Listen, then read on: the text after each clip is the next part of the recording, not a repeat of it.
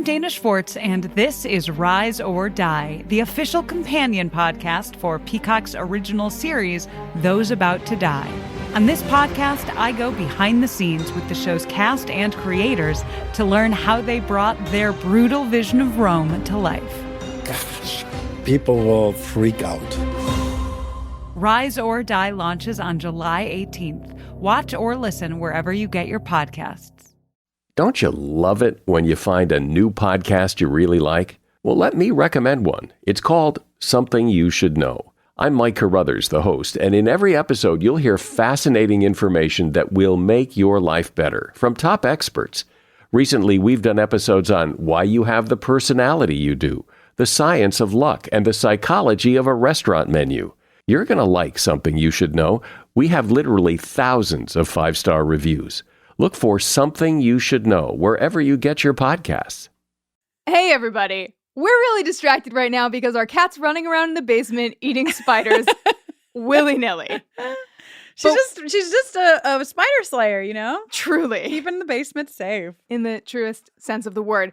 We have an amazing episode for you today. Our friend and yours, Joanna Robinson, is back. You may know her from Storm of Spoilers. You may know her from Cast of Kings. You may know her from Decoding Westworld or Gen Pop or Little Gold Men or VanityFair.com. She's everywhere. She's everywhere. She's everything. And today, she's here. Oh, so exciting. But before we get into the episode, we just have a couple quick announcements. Yes, we do. As you know, probably by now, we sell 5 handwritten lyric sheets every month, the proceeds of which go to a different charity or organization every month as well. And this month, we just have 3 of the 5 left. We want to just give you a heads up. They are up for sale, and all of the proceeds this month are going to the Southern Poverty Law Center. You probably know what they do, but I'm going to tell you anyway. The Southern Poverty Law Center is dedicated to fighting hate and bigotry and to seeking justice for the most vulnerable members of our society. Using litigation, education, and other forms of advocacy, they work toward the day when the ideals of equal justice and equal opportunity will be a reality. Pretty important time to be funding organizations like Southern Poverty Law Center. Mm-hmm. Also, pretty important time to scoop up a handwritten lyric sheet if you want to give it to somebody for the holidays, because they're going to go and they're going to go quick. What a lovely gift. So you better act now. Wow. Did you like my sale voice? That was great. Actually, speaking of sales, the other thing we want to let you know is that in our store, the Werewolf Misogyny t-shirt, even a werewolf is better than misogyny is what it says specifically, and the Maroon Just Keep Fighting t-shirt are both on sale. When those t-shirts are gone, they're not coming back. So if those are on your list of things you want or you want for someone else, scoop them up. They're on sale and they won't be coming back for the foreseeable future. So get on it. And now, on to the show. Woo!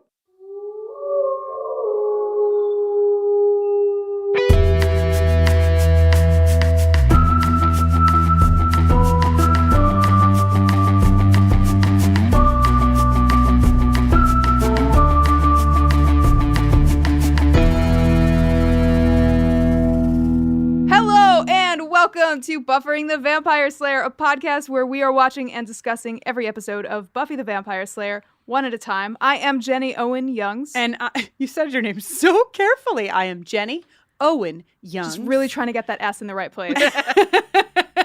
And I'm Kristen Russo, and this week we are talking about Season 3, Episode 8, Lover's Walk. Stay tuned at the end of this podcast every week for an original song written by us, recapping the Buffy episode we are discussing. Lover's Walk was written by Dan Weber and directed by David Semel, and it aired originally on November 24th, 1998, just 2 days after I turned 17. Wow, and probably right around Thanksgiving. Probably. This is the one, according to IMDb, where Spike returns to Sunnydale and kidnaps Willow in hopes of creating a magic spell that will make Drusilla love him again. Good job, IMDb. Good one this week. Nailed it. This is also the one where Joanna Robinson is back. Yes. Woo! Hello, Joanna Robinson. We heard you we heard a giggle. We heard a mysterious giggle. I couldn't contain myself. Thank you so much for taking time out from making 75 other podcasts all the time, nonstop, to talk to us. Yeah, when we called Joanna today, she was like, "Oh, I'll be right with you." And then when we got on the call, she was like, "I'm so sorry, somebody just dialed me into a podcast real quick, just a surprise dial-in." I picture that being your life all the time. You're just like always on a podcast accidentally. Oh yeah, like what's a Navy SEAL who's like the extreme secret Navy SEAL who like like Black Ops, like that's like All of what the you Navy are SEALs in the are- world of podcasting. Just like, oh, you need it done. You need it done now. You need it done right. You need it done in the dark of night. Get Joanna Robinson. Call Joanna Robinson. Oh, you guys. So how's it going, Joanna? I'm so delighted to be here. Oh my God, you guys. I obviously remembered this episode of Buffy Vampire Slayer. I had some like bullet points in my head of like, yeah, this is a good episode. Good. I'm glad I'm on this one. Then I watched it. I was like, oh my God, no, I love this episode. This is great. Because like you're really into the SATs. Is that you guys? your main I care a lot enthusiasm? about the SATs. Yeah. Did you care about the SATs when you were in high school? Was it a thing for you, or did you not care? I was a very bad student, but I was sort of like, I'm a little like Cordelia in that like I do test well, but I don't like to try. No, Cordelia probably tries. Anyway, point being, I got a similar score to Buffy, but let me tell you this right now. Let me explode some myths of this episode. You cannot float right into the best college in the country on SAT scores alone. I hate to tell you that. Not even in 1998. So Well, but with her collection of, slaying, like she does a lot of extracurricular activities also. with like So- all of her absences and then her inability to get a letter of recommendation from a single teacher who knows her name. Yeah, no. And that one time she burned down the fucking gym. Yeah. Yeah, No. and also fled because she was under suspect for murder. She's definitely getting into all Yeah. of the colleges. She's not going to Brown and she's not going to Carnegie Mellon. I hate to break to Joyce. So yeah. The other sad thing, before we started talking about Buffy, we were talking about other relics of the 90s off air. But another relic of the 90s is that like we can no longer now sort of smugly or sheepishly compare our SAT scores to people younger than us because they've got a different like system now. So when you're like, oh well, when Buffy's like, I got a 1430, I'm sure there are some of your listeners who are watching like, girl, what? right? Because now it's like double that is the top score, right? Exactly. It's I like know. something crazy. So yeah. I felt very upset about that like my score would never be understood by anyone except for like my generation and earlier. I know. I can't wow the teens with my SAT score. Like, what am I even doing on this planet? But for any teens who are watching and still confused, it was out of 1600. So 1430 out of 1600 is pretty good. Buffy. We had one student in my class who got a 1600 on the SATs. Wow. Yeah. Sorry, is this gross? I think I got a perfect verbal and then like an okay math. And That was so gross. I can't believe you said that. I have to go throw up and then we can continue. Willow is somewhere crying, hearing this news, Joanna. So Cordy, of course, many layered Cordy does well. And Willow does well, doesn't think she does. Buffy does well. We don't find out about Oz, right? Because is he even taking? No, because he's like left. He's a hangover from. But he doesn't take the SATs again, right? Who knows? I don't know what knows? happens when you flunk and don't do summer school and Yeah, just I stick don't around for know. plot reasons. I don't know what happens to your SAT score. But Cordelia, like, so a moment that I love that happens in this opening scene, besides learning everybody's test taking ability scores, is Cordelia like looking to Xander and silently like mouthing the word no when She does not want a double when date. they want to go on this double date. It's my favorite. She's like, no. I feel like I have moments like that with Jenny, and Jenny never pays attention or picks up on my messages. Accurate. Jenny's like literally Mr. Peanut Butter, just like, yeah, whatever anyone wants to do forever. And I'm like, stop. Do you guys have one of those gestures at a party like I want to go, like tug the earlobe or anything like that? We don't. Sometimes we set one up before we go to a party, and then by the time we've been at the party for half an hour, I no longer remember what it was, that we ever had one, that I have a wife. Exactly. That I don't live wherever this party is. Like, Jenny is the kind of wife where it'll be like, okay, Jenny, I will hop on one foot when I'm ready to leave the party, and then I will hop on one foot, and she'll be like, in front of everybody, Kristen, why are you hopping on one foot? You know, Amazing. like, so it doesn't work out for us. So we should never do anything like a heist with Jenny, is what you're saying. Probably no heist. Do not.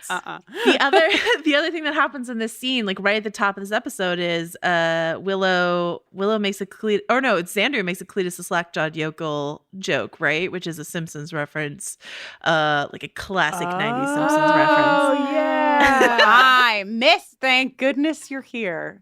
I was deep into the Simpsons in this era. I'm by no means a Simpsons scholar, but like this was a good Simpsons time, you know. It's great. Yeah. When did the Simpsons start? Well, technically, you're like, I'm not a scholar, bud. Well, technically, it did start as like animated shorts on the Tracy Ullman show in the 80s before it became like its own thing. But can you isn't it crazy that we're talking about? Speaking of relics in the 90s, we're talking about this beautiful jewel box relic of the 90s that is this episode, and The Simpsons is still on the air. Forever. Oh my God. Ever. Yeah. It's like 100,000 seasons is, I think, about where we are at. Yeah, right? yeah, conservatively, yes. I want to also give a shout out to Buffy wearing baby blue because we don't have Kate on this episode. And so in honor of Kate, I would like to say, Kate, we see you. We know you're appreciating baby blue on Buffy here. That's incredible because I definitely watched this episode going, what is Kate going to talk about? I know. Some I have good notes. skirts. Good. Yeah, we can pick up the Kate slack with some minor observations on fashion. Probably no extensive discussions on boutonnieres. Nice. Thank you. Pronunciation and everything. Can I surprise you guys with something that I would like to an award that I would like to add to this episode? Please surprise us. Yes. Feel free to edit this out if you disagree. This episode has the craziest transitions between scenes that I don't remember as being characteristic of Buffy necessarily. So I want to chalk this up to Dan Weber, which sounds like Dan Weber, like the way a vampire would say it. But the writer of this episode, Dan Weber, who wrote this episode and the Zeppo, and that's the only Buffy episodes he's ever written. But he has these okay, so we're about to get one, right? Where Cordelia says, what kind of moron would ever want to come back here? And then smash cut right to a moron coming back to Sunnydale. So there's a bunch of them in this episode. So I propose a sexual transition award for this episode of buffering. So wow. Jenny, pressure's on. Are you going to have a sexual transition award jingle? I'm prepared to commit to this thrilling new venture.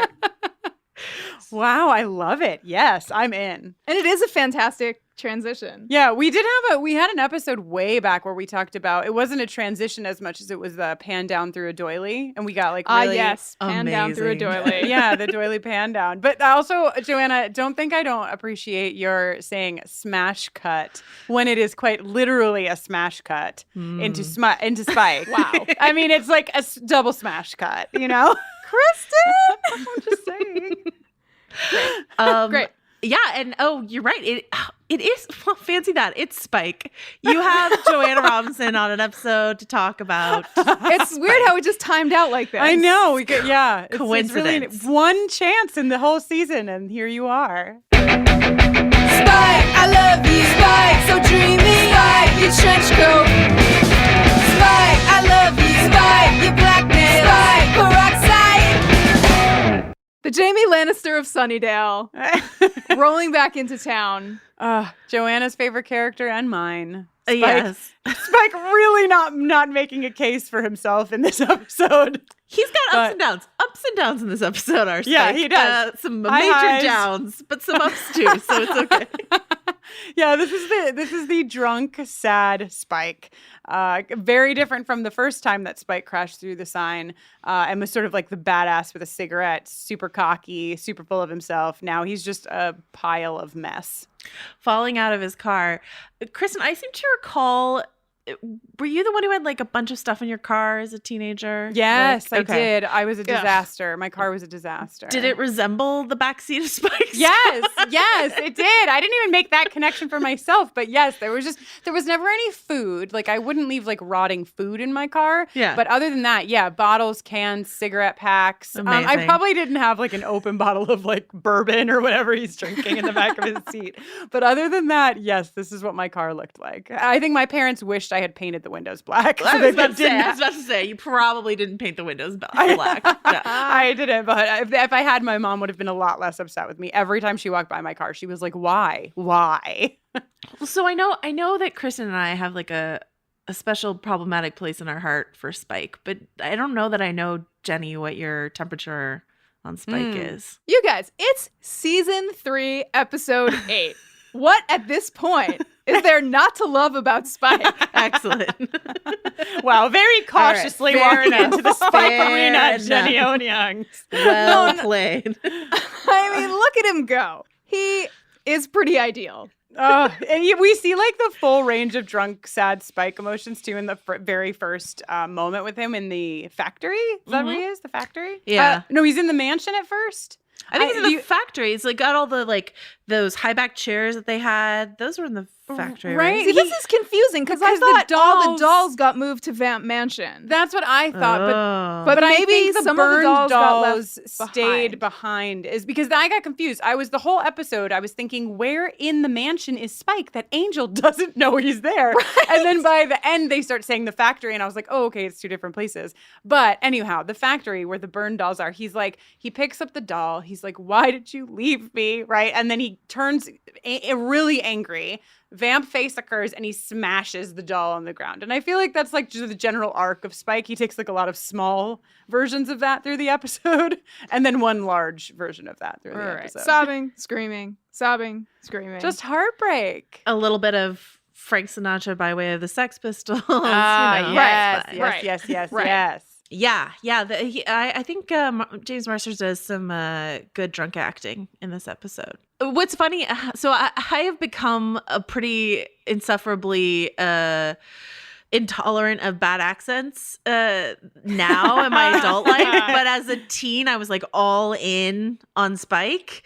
Yes. The accent's not great or consistent, but I have such like nostalgic affection for it. So, but when you add like a drunken slur to his already like quasi inconsistent Cockney accent, it's a lot happening. Like vowel wise. Right. Yeah, there's a moment where I tried to like write down what he said. It's like at some point when he's standing outside of the mansion. Oh yeah, he's like leaning outside of the mansion and he just says like, yeah, you, and then it's like right before he trips. And it is for sure, Joanna, exactly as you said. It's like all confusing vowel sounds. He's like, how about I do all the vowels here? Right. Why not? Let's do it. So back for a second. Let's leave Spike for a second because we're going to talk about him for the whole episode. Back to this quartet because some serious shit is laid down in the next scene, right? It's time to like really prepare everyone for the knife twist that is yet to come. Yes. By really just like hammering it home like, oh, Cordelia has finally put up pictures of Xander in her locker against even her own better judgment. And Oz got Willow such a nice little witch Pez container. Yeah, and by the way, we looked up if there was a werewolf Pez dispenser, and there is a 1960s vintage Wolfman werewolf. So Oz didn't look hard enough. He could have found one for himself. Yeah, Willow should have hit that, eBay situation up hard, But guys, like as much as I love Spike, at the last episode I was on, I talked a lot about my love for Oz. And as much as Spike is my problematic fave, Oz is just like my gem of a pearl of a human fave, right? Obviously. This scene where he gives her the Pez dispenser, I know the whole point is for them to build up just to twist that knife. Of course, that's what this is here for. But like, she's like, what's the occasion? He says, pretty much you are. And then she goes, it's just so thoughtful. And he says, well, I think about you. And she says, I don't have anything to give you. And he says, yeah, you do. And he doesn't even like kiss her there or anything like that. He just goes, yeah, you do. And walks away. And you're just like, oh my goodness. Where can I find one? Such a good boyfriend. Also, I feel like since this episode aired in November, this is not to say that Oz is any less of a boyfriend. I just feel like he also knows how to get a good deal. He waited for the Halloween sales. You know? Like, wow. I'm just saying, like, 'tis the season. I noticed. I was like, wait, it's November, so. Also, Giles got invited to a retreat, everybody. We don't like learn anything about it. Do we even know if it's a Watchers retreat? No, he just said like there's a lot just- of druidic activity in Right. this particular clearing nearby. Wait, Oh, do so you think he? You think he's going by himself to No, he's meeting up with people, but I get the sense they're from the like druidic activity chat room in Sunnydale. Oh no, Jenny, that's so sad. No, I mean he's finding his own friends. Oh, okay, Maybe he's okay. like looking for other techno pagans. Like too soon. Well, Wow. wait, No. Wow. No, Giles he's got a is- type. Giles is And- ready. And they're probably also interested in druidic activity. Wow. Okay. I So call this retreat. We need to conveniently get Giles out of town. Retreat, right? Yeah, like like, that's what this retreat For is. sure. Giles had like a wedding, or not Giles. Anthony Stewart had like a wedding to go to, and they were like, druidic activity retreat. Great one, guys. Or they just wanted to do like teen hormones run amok, and like the Watcher doesn't belong there, you know? So Yes. I don't know. But yeah. Yes, he's got a camp stove and everything, I believe. Right? A camp stove. Oh, and speaking of 90s relics, before we leave this scene, because Buffy and Giles are like having a conversation about college, and we have another 90s relic, what I consider a 90s relic, which is Buffy saying, be kind, rewind. Yes. Oh, yeah. So for all of you young people, be kind, rewind is a phrase that was usually on a sticker that would be on the case or actual tape of a VHS. Yeah. What's that? You would Wait, rent from a what's video that? store. So a VHS is a great big rectangle with a movie on it. And so it's like a computer? No, not like a computer. Oh. Just like a big hunk of plastic with some tape inside of it. Yeah, like a large cassette tape. You might know that from the new No. resurgence of cassette tape. Oh, yeah. Cassette You've tapes seen are 13 cool. Reasons Why, children. You know what a cassette tape is. But I always thought that was such a great, like, does anyone know who invented it? You know, who's the guy that like put who the coined first that sticker on phrase? it and then never got any credit? I'm sorry, who's the person? Who's the guy? Who am I? Get out of here, Kristen. You know? Just another cog in the gigantic machine of the patriarchy. Kristen, that's who you are. Let's play it, Jenny. All right. The patriarchy!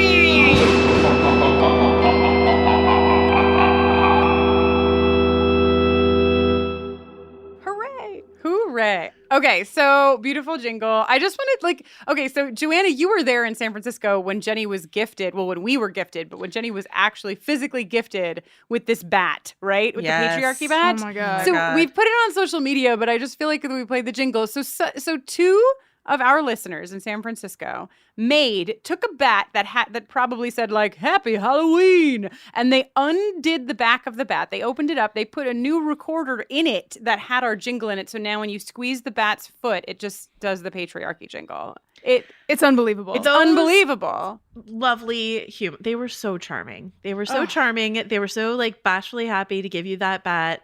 And you know, Jenny at first was like, "Oh, a stuffed bat, how nice!" And then, of course. and then your voice came out of it, and it was amazing. Yeah, I thank God you did not play it while I was driving the car from the airport because I could have crashed it. I was so surprised. I've never been more surprised in my life. Perhaps the key to gift giving when it comes to me is just whatever it is, make sure my voice is inside of it. Oh my God. You just set yourself a trap for life. We're going to have a room full of like things that just say your voice now. So when I get you like a witch Pez, like when you open its jaw, It not better only do you sing. get candy, it goes the patriarchy. Like that. Yeah, you can just write the patriarchy really tiny on each Pez, Joanna. Okay. That would be spectacular.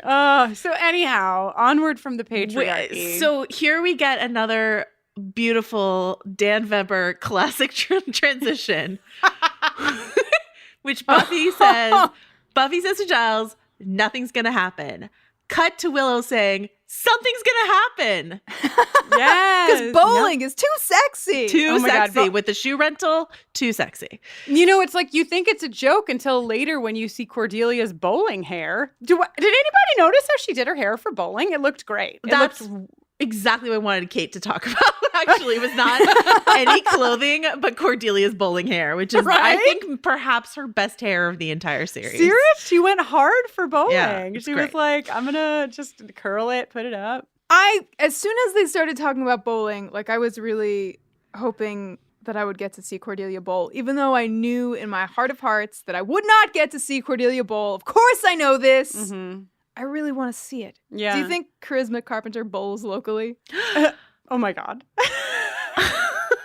I mean, not that I would ever find out where Charisma Carpenter bowls and then go. This is just a bit. I'm just doing a joke right now. You're just. I gotta go. I mean, she has kids, so like she probably bowls with her kids, right? Like that seems like, I don't know that like Charisma Carpenter herself, like of an afternoon would go bowling, but I could see her as like an awesome mom who would go bowling with her kids, you know? Totally. Oh hell yeah! For the record, I believe that Cordelia is probably a good bowler. Right? That was like that was. I feel like if there's a weak link in that team, it's Xander. Yeah. I'm not too sure even about Oz. I'm gonna tell you what. I think the ladies have it on bowling. Cordelia, I think, is definitely the most athletic gifted of the four. I mean, no disrespect to Xander, who looks amazing in a Speedo, but I think that didn't he Speaking my language. belly Oh my flop? God.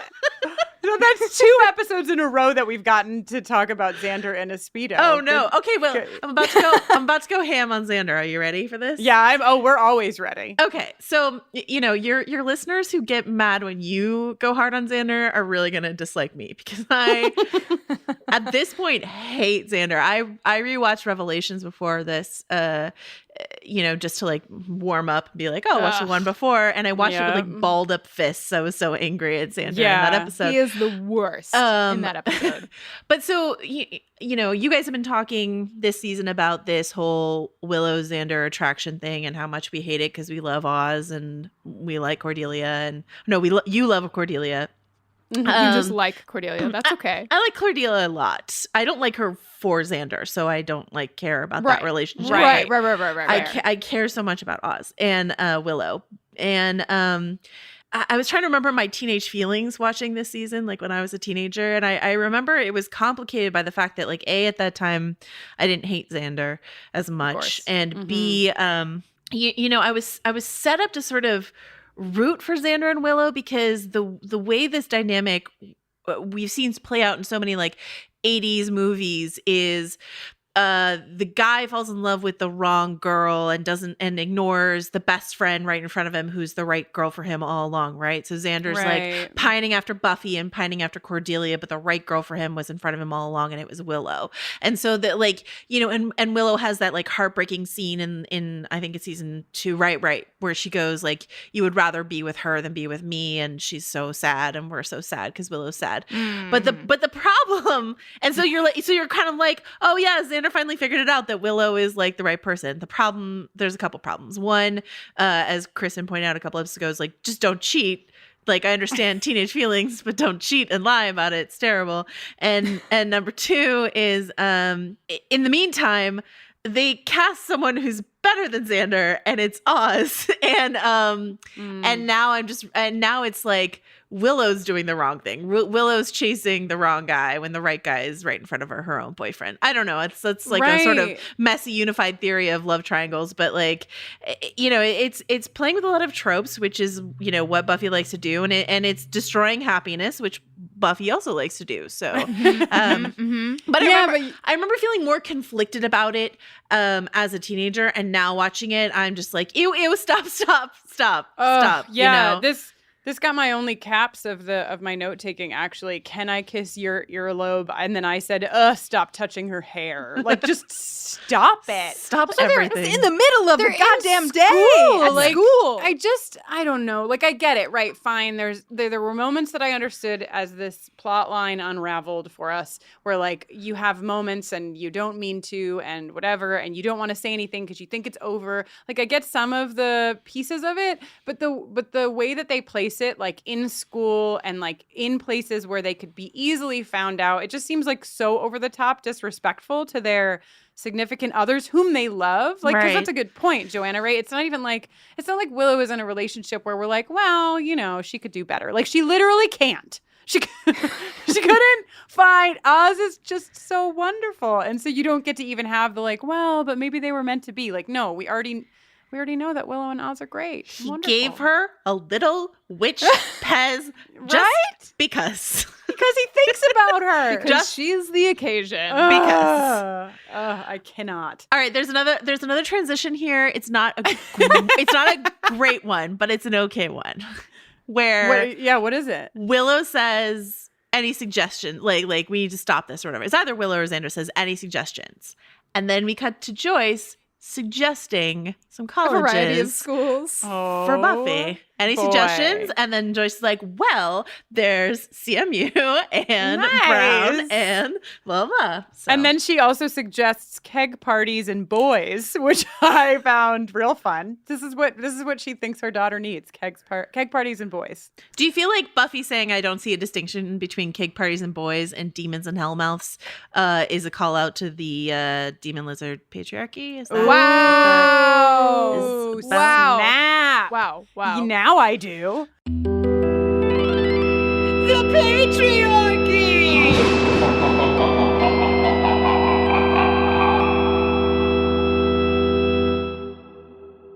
Wow. Thank you for blowing my mind. Jenny is just sitting like open mouthed at the mic, and I'm looking at her like something's gonna come out of her mouth, but she's just blown away. Amazing.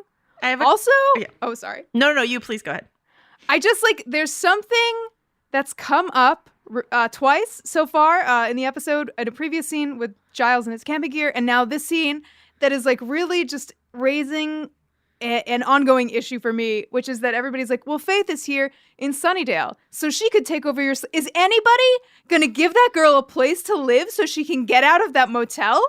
If they wanted to take over the Hellmouth slaying duties, could she live with someone? Slayers Please? don't get a lot of respect, I don't think. Like, I don't think that's part of it's like, because did anybody also ask Faith? Also, no. Like, nobody was like, hey, Faith, what would you think about Buffy going to college? Like, everybody's just assuming that Faith's going to step right in. Do you think that Faith wants to leave her motel? It's so nice and spotting that she just wants to stay there forever. Joanna, Great. you couldn't even have a way of knowing that is Jenny's favorite line from the entire last episode, because we haven't even put it up yet. But there's a snippet of Jenny doing that exact line in Revelation. The cumulative amount of time that I've spent saying it's real spottin' is... Well, I've wasted at least an hour of my life, or made something beautiful with at least an hour of my life. God. Oh my God. It's good. But- It's really good. No, but you're right. Joyce, I it's hard. I don't want to spoil anything, but I would say that Joyce will make some efforts for Faith in future. Mhm. But I mean, Giles is a watcher. Does he have? I don't know if he has an extra room in that little abode of his. I think he does. I think he could have some room for Faith in his little apartment. Something. There's got to be a spare room at the Summers house. Even Look at the outside of the house, God. and then consider what we know about the floor plan so far. Right. I mean, The Summers house has at least 200 bedrooms. Yeah, for sure. For sure. Conservatively. I mean, Faith could set up in the basement. She could just put a little cot down there. Yeah, where you the know? zombie cat came from. Yeah. Sure. Yeah, I think the basement Jason would be real spotting. So, it could be great. I have a couple questions about this Joyce scene, if I may.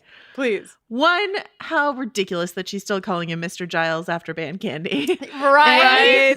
But also, two, she talked to Giles, which means they have like phone calls, I think, about Buffy. I would like to say regular phone calls where they talk about Buffy on the phone. Yeah, but are they calls about Buffy, or are they calls about something else being disguised as calls about Buffy? Right. Well, Buffy is their in, like that's the thing that they get to say they're going to talk about. I just like really need to call. And then before Mr. Giles. Mr. Giles, Mr. right. Giles. And then Giles is like, right, I think this and this for Buffy. Also, I've been playing some new records. Would you like to hear? I got that Seals and Croft you've been looking for. Here's a rolled up cigarette. No, friend of the pod, Kristen Sutherland. I am imagining her, right? Your new BFF, Kristen Sutherland? Yes, of course. Friend of the pod, for sure. I'm imagining her like twirling a phone cord. Because kids, phones used to have cords, twirling a phone cord, talking to Mr. Giles about Buffy. Yes. Yeah. Like leaning against the door frame, wow. maybe having a little schnapps. I'm just saying. All right. This is my favorite transition. Yes. Please take us here. Because this is where Joyce says, honestly, is there anything keeping you here? Cut to Angel. Oh, God. Listen, Fire. Lip gloss. Black clothes. The Jean-Paul Sartre is in the original French. He is reading La Nausea or Nausea in the original French. That is all happening in Vamp Mansion. That is what's keeping Buffy here. I can't. He is so extreme. I cannot. And we've got to start something that we've been letting slide far too often. It is officially time for us to start manning the helm of Angel Combustion Watch 2017 and forward.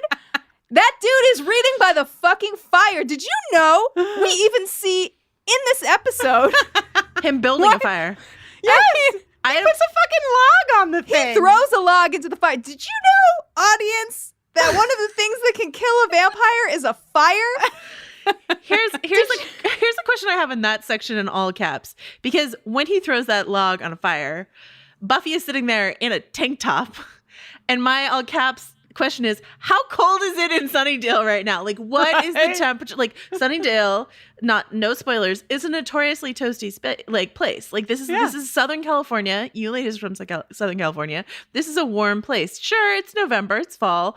Sure, his mansion doesn't have like doors and windows. It just has like gaping boarded up holes. But like if Buffy can wear a tank top, then I don't think it's fire weather, unless like are vampires like because they're super cold, they need more warmth. I don't think they need warmth at all. I think he's room temp, and that's what's like comfortable for them. I think it's about listen, it's creating ambiance. Yeah, I mean, let's be real about how dramatic Angel is, okay? Like, I mean, he's a guy who really likes to set the scene. He went out, he got back from the Hell Dimension, he bought all new furniture at Pottery Barn, he set up Vamp Mansion, he wants the fire crackling, he wants to brood by it, read French by it, it's the kind of guy he is. It's nothing to do with form. He went to the antiquarian bookstore and he's like, do you have Jean-Paul Sartre in the original French? Thank you.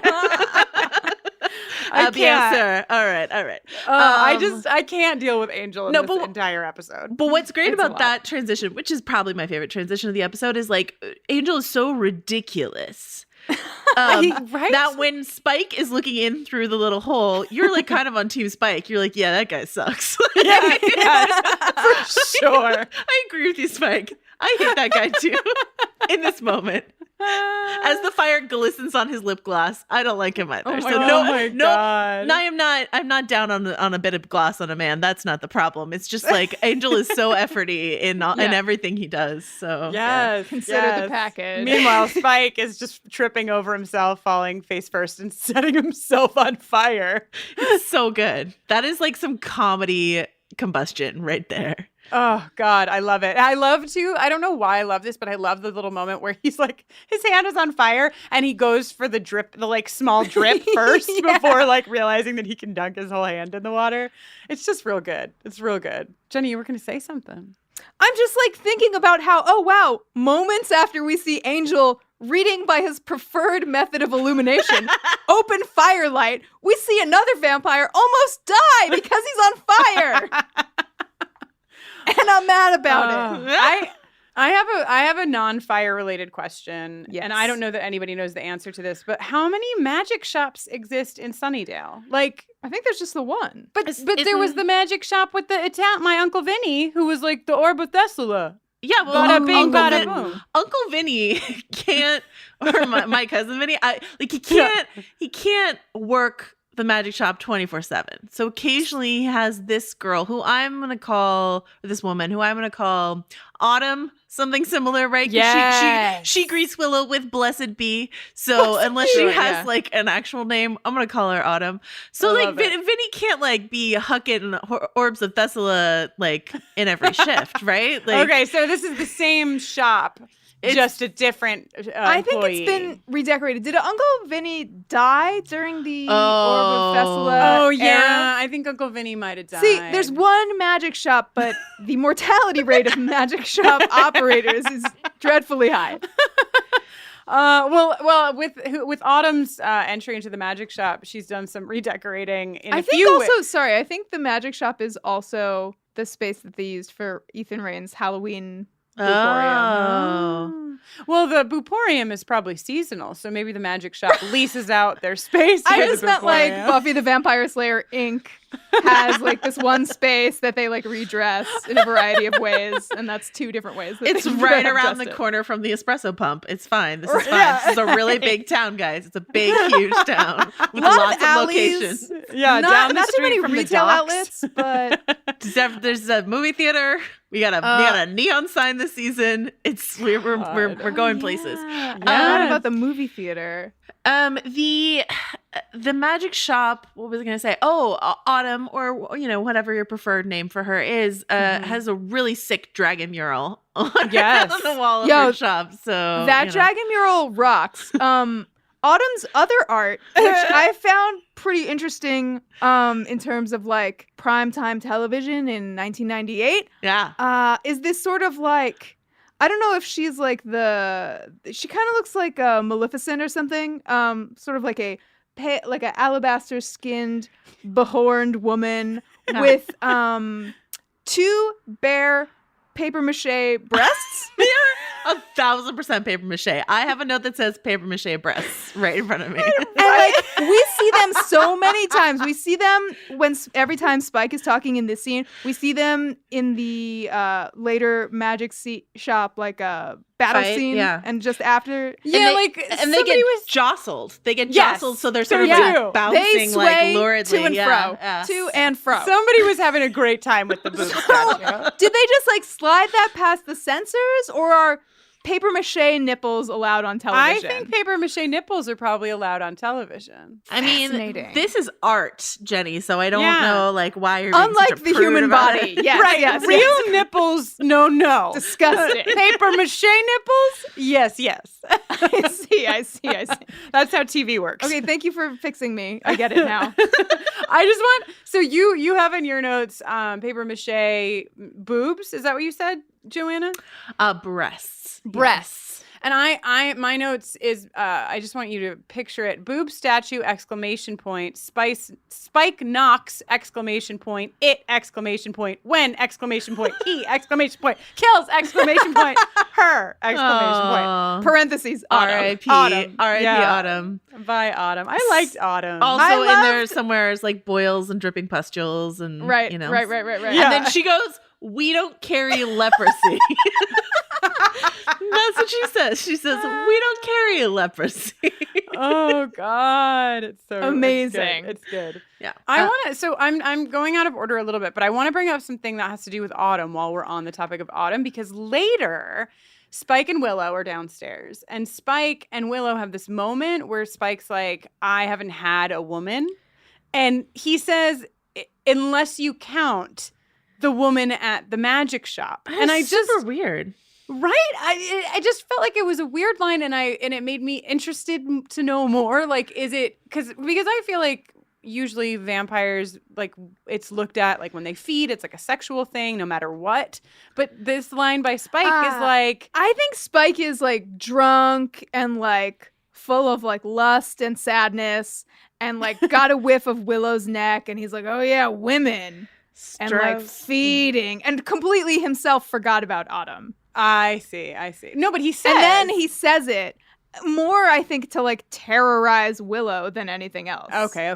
So you And don't that's think, my interpretation. You don't think I need to pull out my encyclopedias on this one? I was like, interesting, Spike. I don't know what we've feel like- learned up to this point in season 3, episode 8, in terms of sex and feeding and the overlap of those Venn diagrams. Yeah, I don't know. I feel in like this universe. they wrote I haven't had a woman and I can't remember the last time or whatever.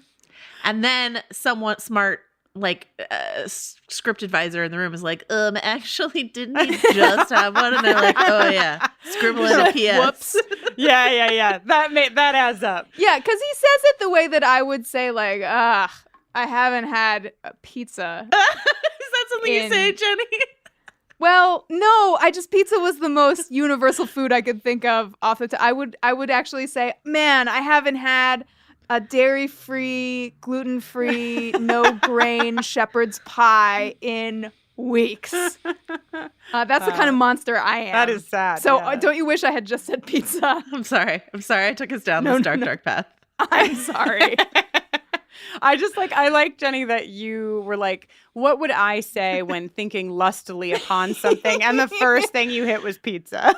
You were like, it's just pizza. something people lust after, like, food-wise. There was a place down the street from us in Brooklyn, and they had this huge poster in their window, and it was an advertisement for pizza. Not a brand of pizza, not a special pizza, just pizza. Just the food. And it was a sexy woman holding a slice and like about to take a bite. So what I mean to say, Jenny, is that you are not the only one who considers pizza a very sexy food. Also one particular advertising agency. Yeah, just an ad for pizza. Who paid for that ad? You know what I mean? I do not know. Uncle Vinny. Yes. Anyhow, we go to the mayor's office. The mayor's office? Is that what you call it? Yeah, the mayor's office. Yeah, I think that's what you call it. I don't know. I just like panicked that I was like, doctor's office? Is it a mayor's office? Is it a mayor? No, it is a mayor's office. Mayor's office in the larger city hall. Right. Where the mayor has his office. Yes. Yeah. See, I don't think we could have told you that before.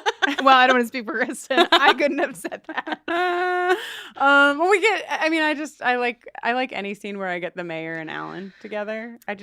Love the mayor and Alan. Really enjoy it. Yeah. I've been a little perturbed listening to your season 3 episodes where I feel like the general level of enthusiasm for the mayor is lower than it needs to be. Whoa, really? We've been fucking up? I need us to turn up the volume on our love for the mayor.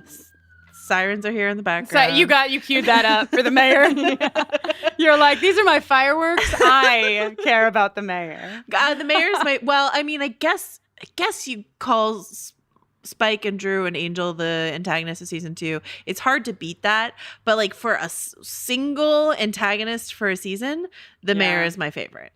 So I just need us all to get a little bit more hept. That's fair. Are all about it, especially like the dark government aspect combined with the hand sanitizeriness of it all. And putt-putt golf. Yeah. Mm-hmm. Putt-putt golf. And so much that we have not yet even seen. Also, his just like general way of telling dad jokes in like, I think I might be the mayor. Yeah.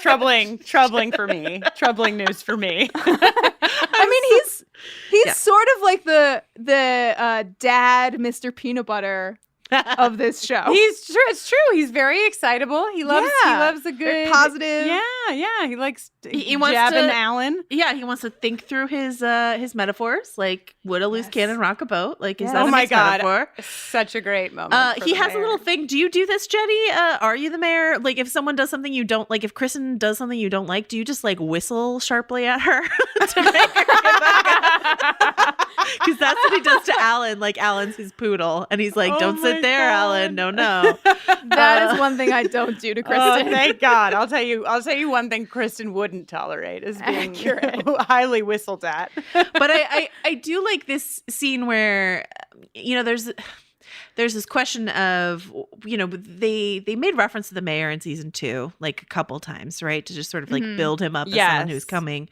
But I like that he's like, oh, Spike, he got up to so many shenanigans last year. We just had so much fun. Like it's a nod to the fact that like the mayor was there, even, like that Spike and the mayor coexisted in the same place for a while, even though we didn't see it. So I liked that little bit of continuity there. Yeah, same. I thought it was a good like kind of way of underlining it for people like who might not have been paying close attention to season 2 to say like, oh, this guy's been here the whole time. Yeah. And I also really like the way that they like talk, that they have like this commitment in the office to talking about things as though they're really running a government affair, that it's like, get a committee on that instead of like Alan knows what's up, the mayor knows what's up, the police force even knows what's up, and yet they're all gonna say still, committee. Yeah, they just got to keep it above board. Do you want to get a goon squad of poorly dressed vampires to go after Spike? No, let's call it a unwelcoming committee. Yeah. Roll out the unwelcome wagon for Spike. Yeah. We talked already about Angel putting his fucking hands in the fire and his Pottery Barn decor, which were some of my notes for the next scene.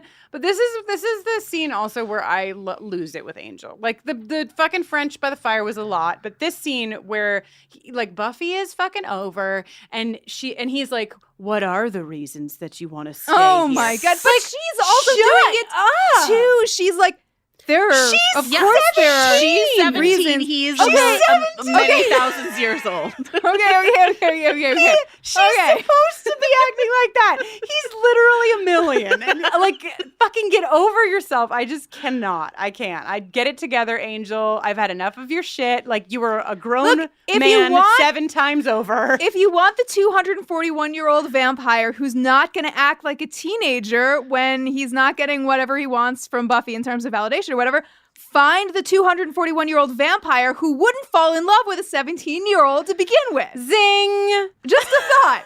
Okay. We'll look for that guy. Yeah. I'm gonna tell you right now, I don't think we're gonna do a good job looking for that guy. I don't think that guy is around. Whatever. Yeah. Do you want to watch Angel be like act his age? Do you want to watch that, or do you want to watch him like brood and mope and be ridiculous and read fucking Nausea by the Fire in the original French? Nausea by the Fire. Wait, I just had an idea about why the fires. Oh, okay. Don't you think the reason that he keeps building these fires is so that he could be like, hey, should we do some sweaty shirtless Tai Chi now? Yes. Yeah, it is a good reason for him to take his shirt off all the time. He wants it to be warm, of course, because if it's warm, he inexplicably sweats. Yes. Because, like, what's up with all of his circulatory system? And, like, why does he sweat? Why? No one can explain this. Because we have to just keep referring back to metaphysics. But yes, Joanna, I'm also on board with this theory. The glistening Tai Chi, I am crushed. Can't wait to hear you guys talk about the glistening Tai Chi of Revelations, because it's like, it's amazing. It's really special. It's really, and you're right. Very it's much. Fire can make it so hot that he has to take his shirt off. Fire might get ash on his shirt. That it's dirty. I have to take it off. There's a lot of ways. And then, oops, my shirt came off. I don't know how it happened. Support for today's episode comes from OneSkin. And if you have sensitive skin, you're going to want to hear about their scientifically proven topical supplements. Free from over 1,500 chemicals and preservatives that can make skin red, irritated, or itchy, their products are safe for sensitive skin. It's just one of the reasons they've earned the skin-safe seal of approval. They've also earned the Jenny Owen Youngs and Kristen Russo seal of approval, if I do say so myself, Jenny. I couldn't agree more. I've been using OneSkin for a few months, and after a few weeks, I remember it like it was yesterday. I texted Kristen and I was like, maybe she's born with it. I looked in the mirror that morning and was like, oh, things are happening, and I am happy. I have used 1,000,000,000,000 skin products, and I did not think that I was going to switch off of the skin like lotion, the moisturizer that I used and the under eye cream that I use because I have used them for a little while and I really like them. And I've switched completely, which is a pretty big deal. OneSkin is the world's first skin longevity company. By focusing on the cellular aspects of aging, OneSkin keeps your skin looking and acting younger for longer. Get started today with 15% off using code BUFFERING at oneskin.co. That's 15% off at oneskin.co with code BUFFERING. After you purchase, they'll ask you where you heard about them, and if you can, please tell them that we sent you. As a podcast network, our focus is bringing you shows you love to listen to. But we also sell merch related to those shows. And partnering with Shopify has made that both possible and simple for us to do. Shopify is the global commerce platform that helps you sell at every stage of your business. Whether you're selling scented soap or offering outdoor adventures, Shopify helps you sell everywhere because they've got you covered from their all-in-one e-commerce platform to their in-person POS system. What's so fantastic about Shopify is how, no matter how big you want to grow, they provide everything you need to get control of your business so you can take it to the next level. Businesses that grow, grow with Shopify. Sign up for a $1 per month trial period at shopify.com/realm. That's all lowercase. Go to shopify.com/realm now to grow your business, no matter what stage you're in. Shopify.com/realm.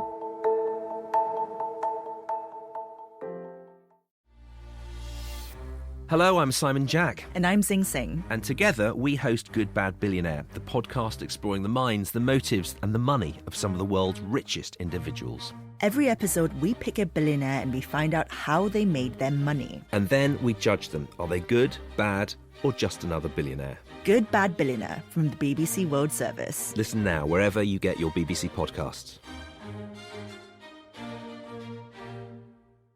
Damn it. So, okay. If anybody has anything left to say about Angel and fire in this scene, please let me know. But I'm going to unfortunately take us, if there's nothing more here, to this scene where they're doing magic. Mostly I'm upset because my first note is about this fucking feather and this line that Xander has where he's like, feather, and who will I be tickling? Gross. I hate him. I hate him. I hate him. Gross. He makes me want to peel my own skin off my body and soak it in some acid before putting it back on my body. This is where Willow goes. Like, I think that, right? This is a scene where she goes, like, us together is that. And I'm like, it is. Yes. It is. Yes. Yes. Yes. Exactly what it is. A moment of clarity. Also, she does a horrible job of hiding what she's doing. Like, I don't understand what her plan was here. Xerox it or something. You didn't do Chem with feathers? I don't know what to tell you about it. Like, it's just like the book that says literally nothing else but witchcraft on the front of it. Come on. Witchcraft, the novel. Yeah, that's true. That's a good point. As much as I hate Xander, which I do, it smells like church. Wait, evil church is a good line. That is it's a good an exact entrance. note that I have. Yeah. Though his one good line. Yeah. There's also, what was I watching? Was it Revelations? Where, sorry to keep talking about an episode your listeners already have heard you talk about, but like where, when they make out in the library and she says no, and he goes, oh, right. And no means no. And he actually does stop. Like I was expecting him to like just keep going, but then she initiates. And so I was like, Xander said no means no. And then he actually did stop. That's good points. Yeah, he had 1/2 of 1 second of a good moment. And so many. It's okay. He's about to get punished. He's unconscious. Forget about him for a while because Spike is here to force Willow to make a love spell for him. What a great premise. Yeah. What a great idea. I love it. What a great favorite character. Spike and choice. Willow, dream team. Willow's hair, a small note on Willow's hair is like super Angela Chase at this point. Like they are using the same color, gloss, that like herbal essence gloss. Exactly. Yeah. Oh, yes, herbal essence. They painted that shit on. So we've talked before about like when Willow's upset, we're upset. As Willow goes, so goes our nation. But like, this is my favorite. I think this is my favorite Allison Hannigan acting so far in the series. Like she has much more acting to do as we go down the road. But like, here as she's like listening to Spike talking, and she's like panicked and crying, but trying not to cry, and trying to listen, but also doesn't care, and is just trying to hold it together. Like everything that's happening on her face in this one scene is just incredible. It got a sad face emoji drawing from me when she says, "Yes, I'll do it." Like right at, like I think he pulls her hair, and she's like terrified. And when she says, "Yes, I'll do it," my heart shattered into a million pieces. Just Willow, poor Willow. This is a bad Spike. This is not very bad Spike. This is where the problematic part of the fave comes in. But also Spike, I mean, as horrible as Spike is in some of these moments, Spike also has like a really great arc of like where he's like mean Spike and he wants what he wants, and then he has another one of these breaks where he's just like, I'm gonna this Willow's here, so I'm just gonna tell like her everything unload. that happened. Yeah, I'm gonna tell her about this thing and about this other and thing. this chaos demon with its slime and its antlers. I gave Drew everything. I gave her beautiful jewels, even beautiful girls. Don't worry, I wrote that down just so everyone wouldn't miss it. Great. My first, when you say the words together, lovers walk, my first my Rorschach test call and response for that is slime and antlers. Like that's the first thing I think of when I hear lovers walk. Amazing. Is slime and antlers, chaos demon. Also, fun fact about Lover's Walk that I found out on the Lover's Walk Wikipedia page. Did you know that in the original script, it doesn't have an apostrophe? So it's just like this sad, short, declarative sentence. It's just like lovers walk. I don't know. Wow. Lovers, they walk. They walk. So anyway. And then, Willow is terrorized here, but she does stand up, she says there will be no bottle in the face. There will be no having of any kind with me. Like she does try her best, but yeah, this is just rough stuff to watch. Well, then we go to Cordy's bowling here for a brief break. And then like, okay, things are rough at the factory. Yes. But then thankfully we get some comic relief when Spike heads on over to Joyce's house. Guys, reunited, it's our favorite, and it feels so good. Our favorite duo back together. Oh my God. I can't tell you how many times in previous episodes I've wanted to use GIFs from this episode. Yes. But I didn't do it because I didn't want to, you know what I mean? Like we weren't there yet. And I was like, I need to wait until we get here to use my favorite GIFs of the whole series. But this is the best GIF of the whole series, right? Right? It is. Is Spike standing behind Joyce while Angel looms in the doorway, fake menacing her. And he's not going to hurt Joyce because he loves Joyce. Joyce finds him little mini marshmallows. Like, he's never going to hurt her, but he's fucking, well, he might. But he's messing with Angel, and it's just the best thing visually. But before anybody gets there, when it's just Spike and Joyce, and she's like made him cocoa, and he's like going on and on about Drew, and like is a little more composed, but is kind of saying a lot of the same stuff that he said to Willow. And she's like genuinely trying to offer him like real advice and like comfort, and saying like, oh, like sometimes she sounds very unreasonable, seem right for each other, and their lives just take different paths. Like Joyce is like momming hard. Yeah. And I really appreciate that. Yeah, Joyce is momming hard. And Angel, by the way, just to bring a light over here for a second, Angel was just skulking in the woods. He was just walking by, the door was just wide open. He was like seriously pulling some Edward Cullen shit in the woods. He was like, I'll just walk by her house and look in her window. I know. When if you recall, like she left him and he's like, but it's early. And she's like, yeah, my mom worries I'm going to go home. He's like, cool, I'll just follow you and hang outside her house. This is fine. Right? I do this all the time. This is way different from the time when I was evil and would leave you drawings. It's super different. Right. Different guy now. Very different. Sure. And poor Joyce cannot keep up. I like know. she thinks she's talking to the good vampire.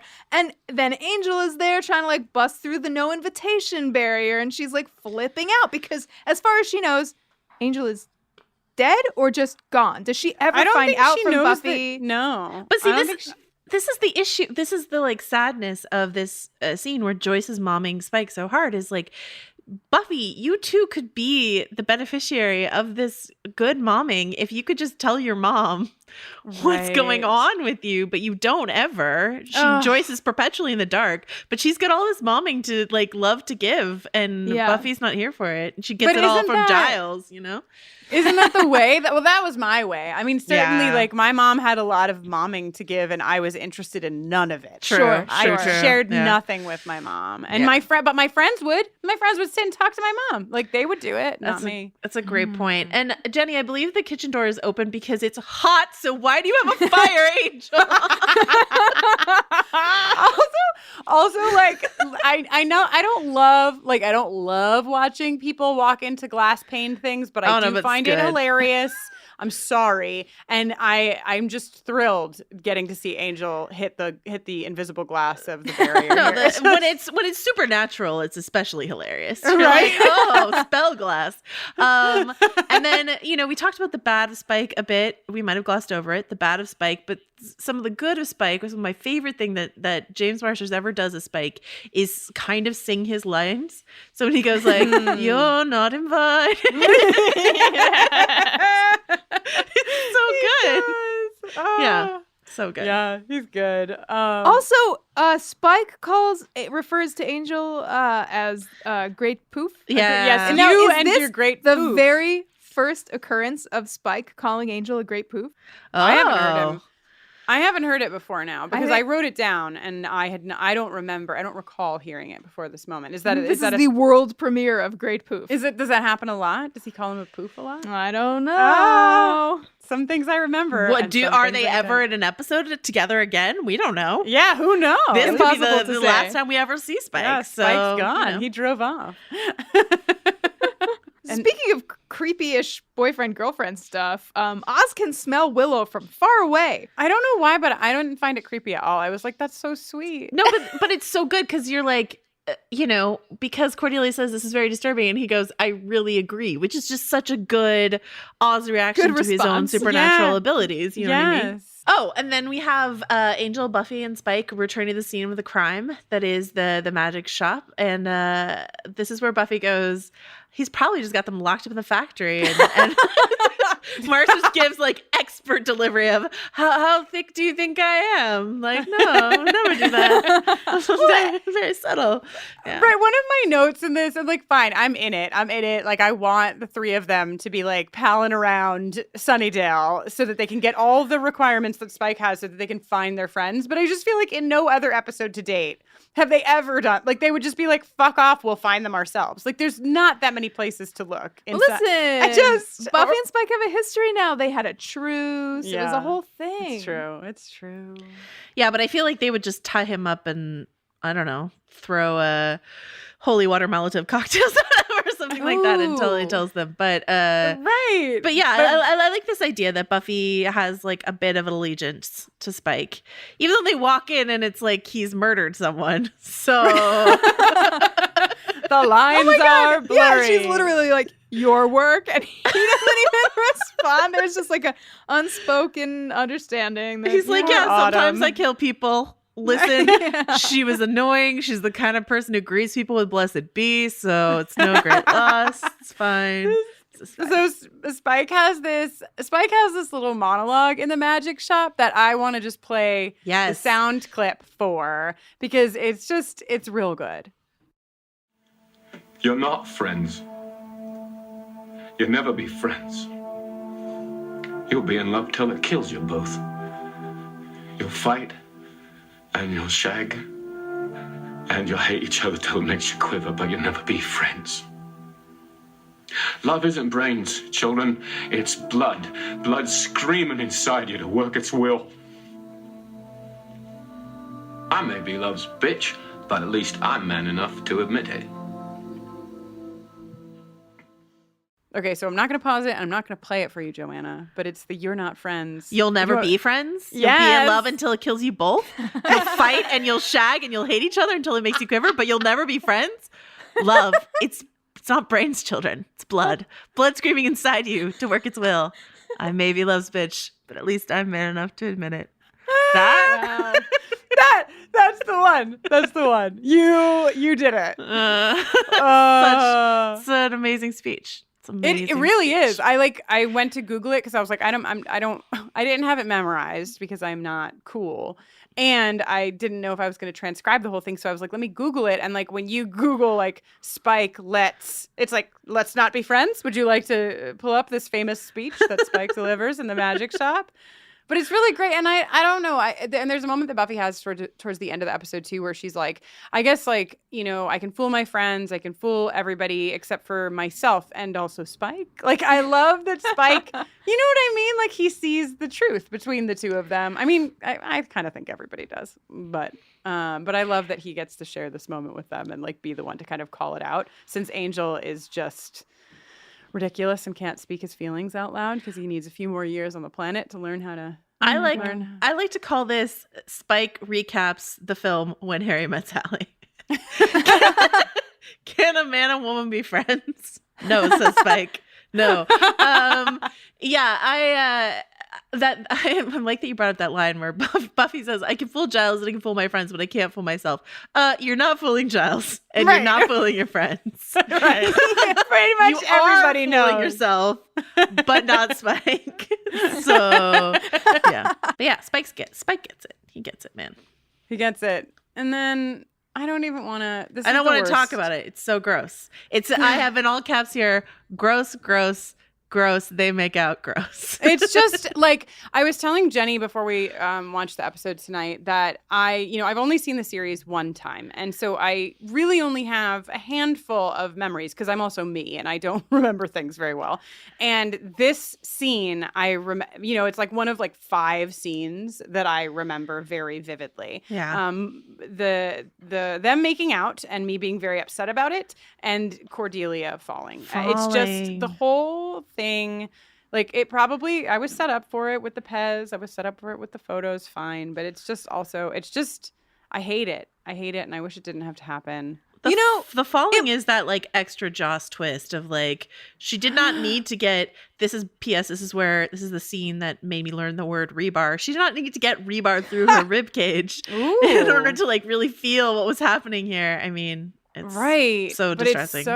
And her line, like the fact that she just, yes, I fell. It just like guts me, get it? Because she's, okay. And this really didn't have to happen because Oz and Cordelia came down a long set of stairs and also had to like break into a door somewhere.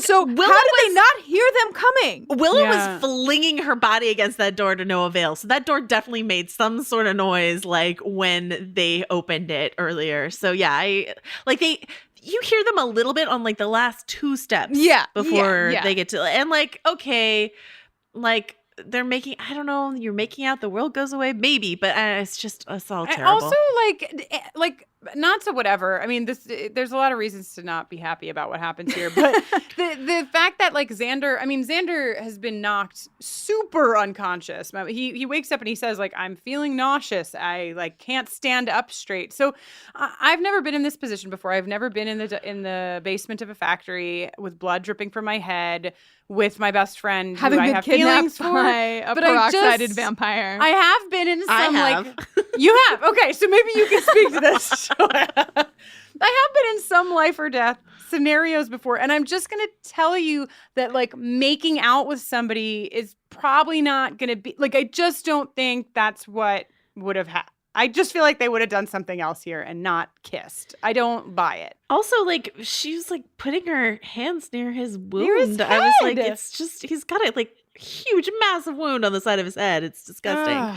It's all bad. Terrible.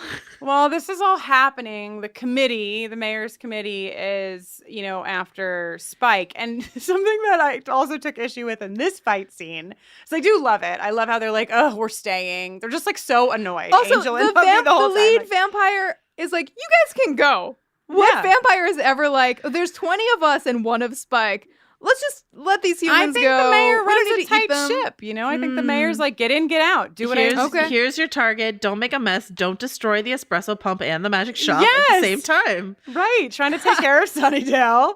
But what I hate is that they just painstakingly found all these fucking ingredients for this fucking love spell. And then the vampires are there, and you watch the paper bags. They just toss them to the Throw side. them to the Nobody side. Also, cares. not really much in those paper bags. There's like some feathers. Right. Yeah, they needed lots Couple of raven feathers. various feathers from various creatures for that spell. Also, Lenny, the lead vampire, has Yeah. this is where I really do miss Kate. I want to hear her thoughts on the necklace that he's wearing because it's a statement necklace. He's got a whole thing happening. I didn't notice the necklace. Can you tell us the necklace all it? about? It's not quite a choker, but it's like it's high. It's like a rope. It's like a thick metal rope chain thing. And he's got he's one of those 70s vampires. He's one of those guys with like the leather coat and the open collar printed, which is also 90s. Like Xander would probably wear that also. But he's looking very 70s. He's got this like huge necklace on. Spike names him. His name is Lenny. Lenny does not make it through this episode, but pour one out for Lenny and his fashion sense. Also, shout out to Buffy with a move that I'm not sure we've seen. Maybe we have, but where she takes out 2 vamps with one steak. Nice. The vamp kebab move. Yeah. It's very good. That's the official name in the vampire book. It says. Can we also talk about the recurrence of this angel face that we see anytime Angel is experiencing pain, struggling, fighting, anything like physically taxing in any direction, as he's holding a door closed with all of his strength. He has his teeth bared like a cartoon, and he's like sort of just like wagging his head around really fast and like changing the diameter of his bared teeth ever so slightly with each turn. I feel like this is worth noting because it is a David Boreanaz as Angel staple, and you will see it a lot once you know what to look for. Also, the door that he was holding with all of his strength, once it's finally knocked down on top of him, fucking balsa wood and all of 2 vampires run in on top of him, and he remains laying down under the door forever. And then when Buffy, the Slayer, comes over to move the door off of him, which is like a piece of styrofoam, she like has to like push it to the side and then flip it up. She can't just like flip it off of him. And she's like, you're not up to your full strength. A vampire does not need to be up to their full strength. Right. Like straight just up get up.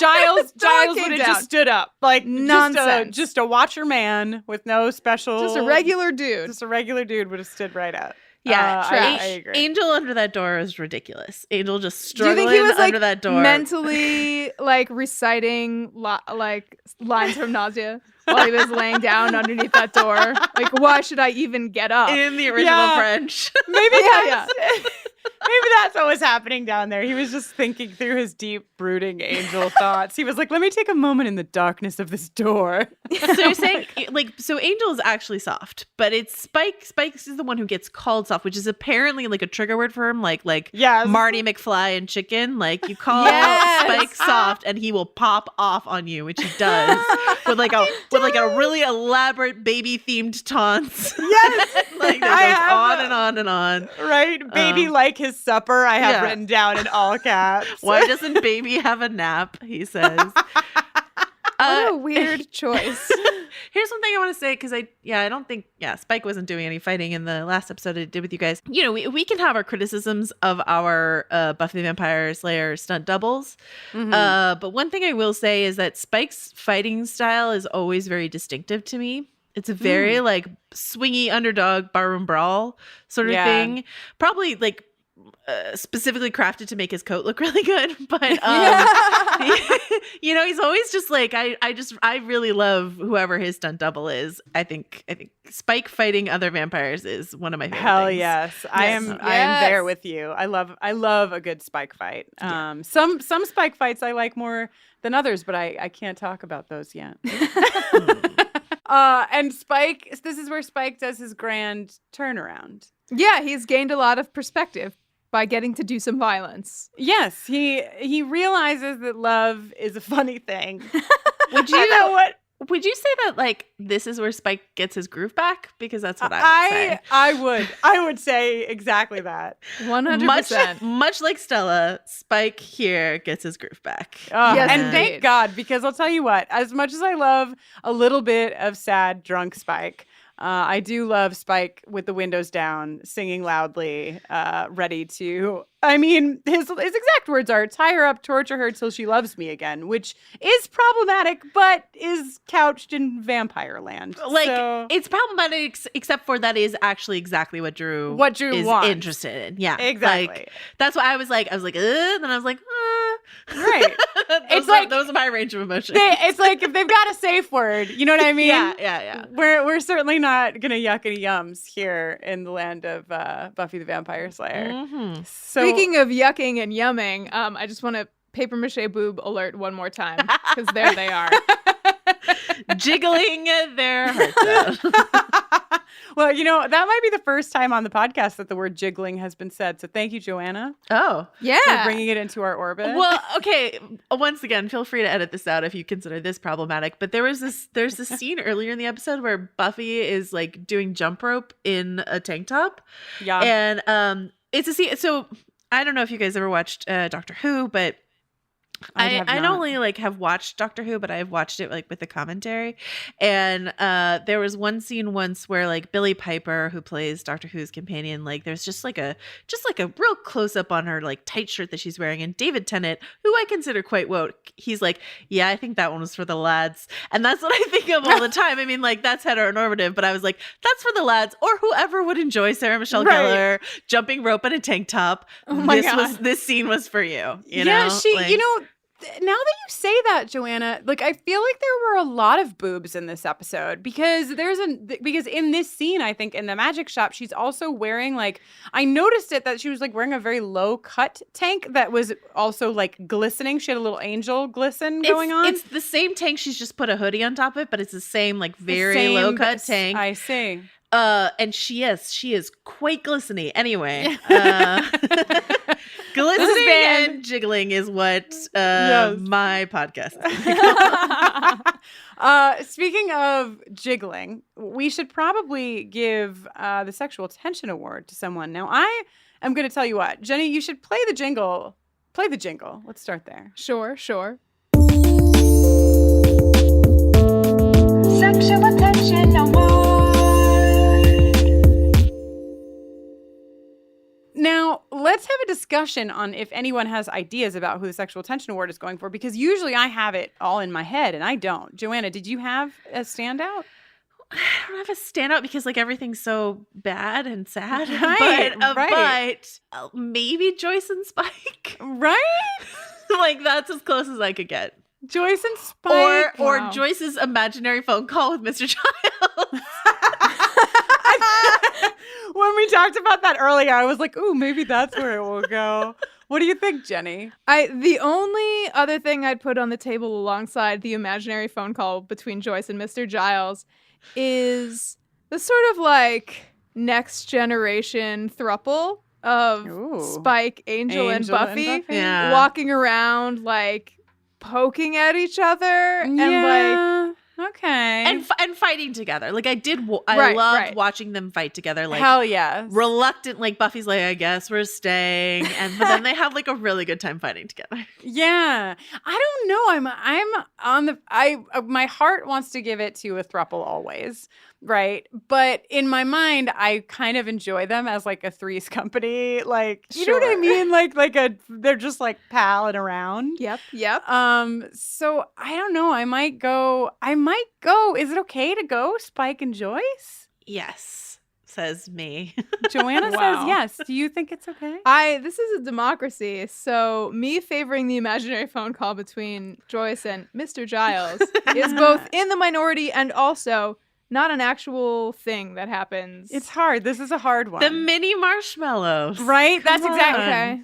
Joanna, I'm locking eyes with you across the Aw. miles right now because that's exactly what I thought. I was like, well, there was the mini marshmallows. Why? Why did I think that too? I don't know why. But I think they just have something special. They do. I'll allow it. All right, there it is. Sexual Tension Award. You didn't see it coming, folks. Okay, so Joyce and Spike. Well, okay, so can I talk to you about the sexual transition award? Yes, please. It might belong here. Okay. Which is so fucked up. It's a cheap shot, but it's fast enough that like I think it's funny. Teenage me does not remember. I don't remember teenage me being annoyed by this. So adult me probably would be. But Cordelia is lying there with rebar through her ribs. She goes to Xander, I can't see you, passes out. She looks dead. Ugh. Cut to a funeral. Right? Where the person presiding over the funeral says, for the dominion of Hades is not on earth, for righteousness is immortal. What is this funeral that's happening? I don't know. What denomination? Who says is Hades? citing Hades? Yeah, exactly. Wow. I expect him to say Hecate next or something like that. But then, but then Willow and Buffy are taking a stroll in the graveyard, and Buffy says, "So Cordelia's gonna be okay, right?" So this is like a cheap, crazy transition, but I would say like the most diabolical of the episode. So Seriously, I was wrong. I did use caps one other place, and it is fucked up funeral trick in all caps. That's fucked up. It's pretty fucked up. Really fucked up. And it worked on me. I remember it working on me not that long ago. The first time I watched this episode. I was you were like, Cordelia's dead? Really? Yes. I really did. I really thought. I mean, why wouldn't you think? You know, I know they killed Jenny Calendar. Why wouldn't they kill Cordelia? Yeah. Anything could happen. But you know what's great about Cordelia getting impaled? if there's a silver lining. If there's one silver lining, it's that we get to see her no makeup look. Yeah. Which beautiful. I love, support, celebrate, and embrace with a full heart. Yes. And deep admiration. Yes. I mean, praise. both for the trauma that she's been through this episode and for her beauty, I think we should give Cordelia her jingle. Cordelia, I love you, Cordelia. You're perfect, Cordelia.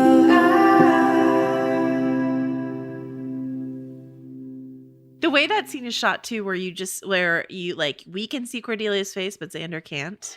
Like until she turns around and we see her in like full light, but for a long time it's just her with her face to the camera, looking so sad and small and upset, and Xander like trying, like well, you know, Xander's trying in this scene, but like, you know, when she's like, "Go, leave me alone," it's gutting. It's I mean, that's the thing is like even those of us who are not a fan of like Xander being with Cordelia, I think, at least for me, I wanted to like revel in the moment that Cordelia wasn't with Xander anymore, or was upset with Xander, and it's just like there's nothing to celebrate. It's just so she's so sad. She's so sad. Yeah. And she, you know, I know that Willow is usually our barometer, but we've really followed Cordy at the end here. She's just because we've never seen her like this. Yeah.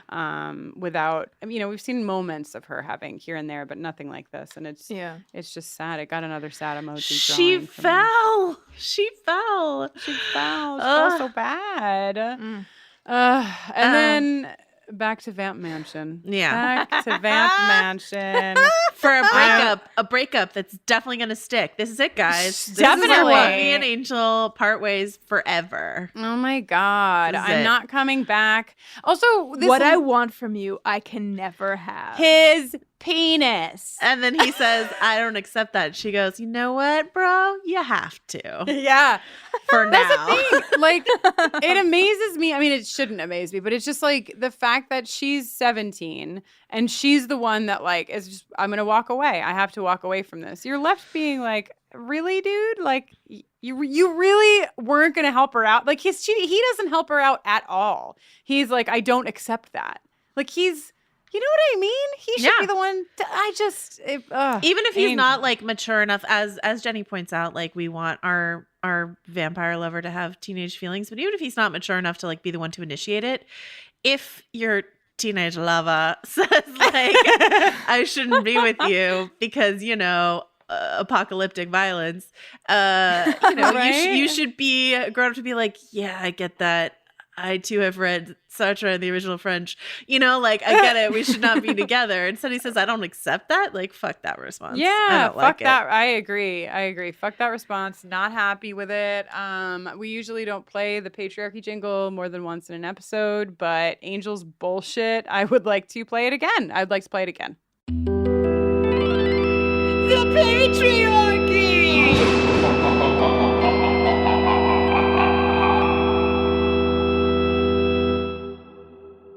Unprecedented. So as we wind down out of this episode, I started writing "Everyone is so sad" because it's just like I this have horrible sadness yes, montage. sadness. Exactly. It's Okay. the saddest montage. Please. Oh my God. By the sound of your okay, I'm wondering if you're going to say what I'm going to say. Okay. Oh, I think we might all have the same thing. Okay, go ahead, Joanna. What were you going to say? What was your okay for? Okay, like first Pez Witch. Okay, but then like, why is Oz in the bronze after it's like closed? That's exactly my note. LOL, Oz playing guitar alone on the bronze pool table. That, as the musician of the group, that did not ring an alarm for me. I No? was like, sure. Of course. He can play alone there, but did he break into the bronze? Like, it's closed. It's closing time. No, like everyone's gone home, and Oz is still at the are bronze. like, they're essentially the house band at this point, and Oz is definitely the most responsible person in that band. He probably has keys to the bronze. Oh my God! So, wait. So you're saying that Oz like went to the bronze in the dead of night and just like opened it up so he could walk in and play and strum his little werewolf heart out. A werewolf in love. A werewolf in love. Lock eyes with the camera. Okay, so if like Chris and I had the same thing, what is your thing, Jenny? You guys, I wonder- my thing was, okay, after Oz, we see Xander in the library, Cordelia in the hospital, and then we see Buffy, so sad, wearing the traditional mourning colors of pink leopard print. Oh yeah, I have terrible pink leopard print button down. This is where we need Kate. Yeah, What is that shirt? I made a special Joanna specific note to say I think that this is where Buffy would have typically put on her overalls of sadness. Oh, yeah. And Well, she has not. She's really plot twisted us all with this choice. The other thing I want to say is that I was on record the last time I was on this podcast as loving her giraffe pants, which I do. I have such fondness for Buffy's giraffe pants, Yes. but I can't follow her down this animal print path. This is not one I bridge too can. far. It's like hot pink. It's hot It's pink very- leopard print. It's very bad. Extreme. I wonder about it from just like a production stand, like from a, like, how did they come to that place? What is it supposed to signify? Like, it's like sad leopard print. Okay. Hot pink, electric pink leopard print. Like the first time I watched this episode in preparation for this podcast, like I was watching it on a smaller screen and I was like, is that leopard print? It can't be. That's too terrible. And then I watched it again. I was like, that is some fluorescent leopard print. Some serious shit. It really My is. God. Yeah. So, like, everyone is so sad, So except for sad. one guy named Spike, who's leaving, also the only one leaving Sunnydale. So maybe there's something we can Glee. Yeah. discern from that those two particular Did we talk circumstances. about the fact that he crashed through the Sunnydale sign both times? Did we say that out Yes. loud? We did. Okay, we did. Good. Phew. Yes. So continue, Jenny. The other thing that I learned from the Lovers Walk Wikipedia page, which I did not realize, is that this is not the Sex Pistols singing My Way. It's Gary Oldman Yes. doing because he played Sid Vicious doing the Sex Pistols doing My Way. What a So- choice. I wonder if it was easier for them to license Oh yeah, that that makes master than more it was sense. for them. I was like, why? But I was like, I'm sure Spike loves Gary Oldman. He's probably seen like Bram Stoker's Dracula a bunch of times. Like he's really into what Gary Oldman's putting down. But like, this is an eccentric choice. But you're right. Yeah, the musician has the right answer, I think. Here. Wow. You've just opened. I feel like we saw the Sunset Club, like vampire worshiper human people watching like vampire movies, but I wonder like what the relationship is Between vampires and vampire movies? Yeah.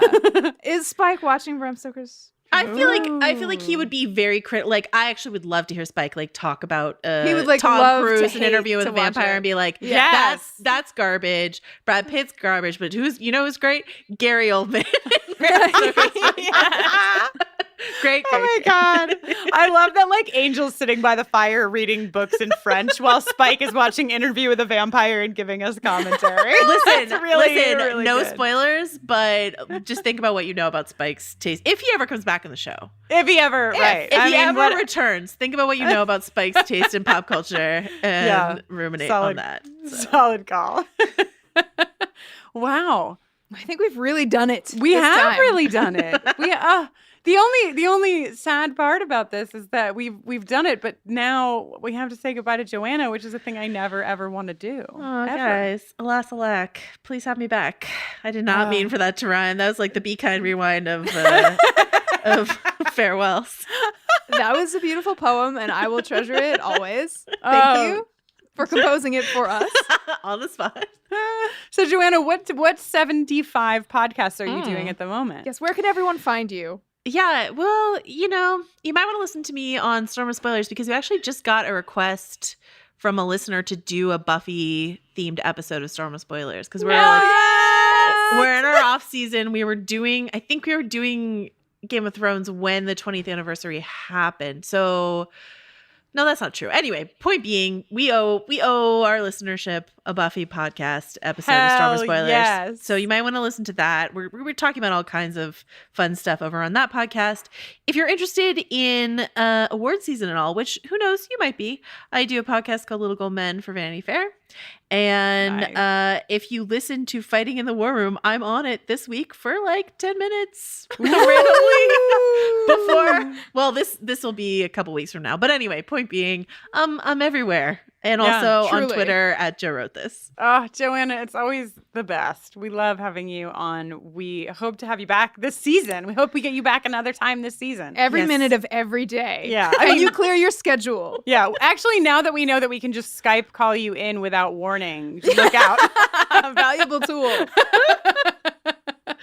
Yeah. So who knows? I might crash into the Sunnydale sign that is your podcast at any Yes. What an image. What a beautiful, glorious image. Well, I'm Jenny Owen Youngs.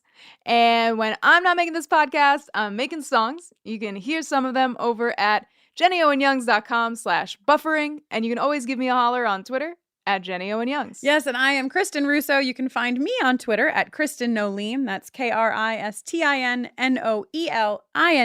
And you can also learn more about the ongoing work that I do with LGBTQ communities and their families over at KristenNoeline.com. Buffering Cast is on Twitter, Facebook, and Instagram at BufferingCast, and you can drop us an email at bufferingthevampireslayer@gmail.com. You sure can, and you can support the work that we're doing here, both talking about Buffy and slaying the patriarchy on a weekly basis by going on over to Patreon. Our Patreon page is linked on our website, bufferingthevampireslayer.com. Just click on Patreon and you can support at the $1, $5, or $10 level and get pretty sweet things in return for your support. You can also go on over to iTunes and rate and review us. We would love it. And it'll help people find the show. Sure will. Well, Joanna, will you howl out with us? Please, I would love to. Great. Fantastic.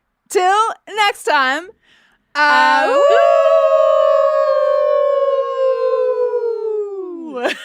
kind of fucked that up a little, guys. So. Do you want to do it? Do you want to do it again? Oh gosh. Another howl? All right. Yes, I'm ready. All right. Hell yeah. Till next time.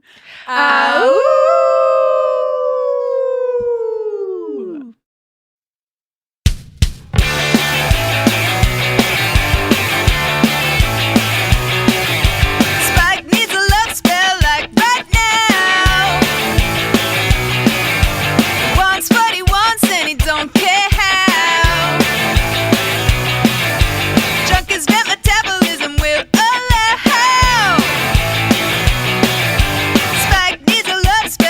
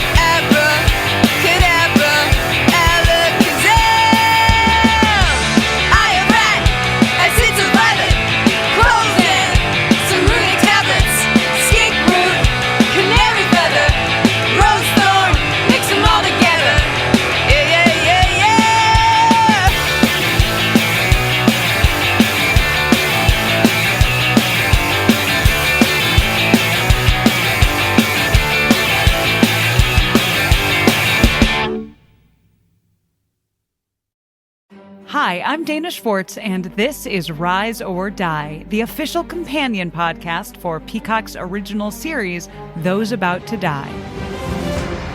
On this podcast, I go behind the scenes with the show's cast and creators to learn how they brought their brutal vision of Rome to life. I talked to acclaimed director and executive producer Roland Emmerich. When I saw the first race, I was like giddy. Actor Ewan Ryan. For an actor, that's a dream, although you do get a lot of sand in your sandals. And so many more. You helped summon those ghosts back onto that stage. Every day when I went to set, I was giggling about what I saw. I think it's going to be a breathtaking thing. People will freak out. Rise or Die launches on July 18th. Watch or listen wherever you get your podcasts. Ah, the web tore. Those that both creators and were created by the threads disentangle from the fringes to feast on the very thing that spawned them. What's that, Timmy? This is how you deal with weird! No! Do not harm my children! Oh, you lost a feather. Can I keep it? No, you can't force me to! Do you know what lies within nothing? Rocket is in trouble, Akasa. Can we turn on the windshield remotely? No, she could lose her job as an Akasar. I don't fear Vehar. No, but you fear me. If you intend to trick me, I will not hesitate to sever the oath bond entirely. Why didn't you help me? Coward! I don't have a parachute! I don't like free falling! Counterbalance, a high fantasy audio drama. Season 2, coming 15th of October 2023. Learn more on trilunas.com.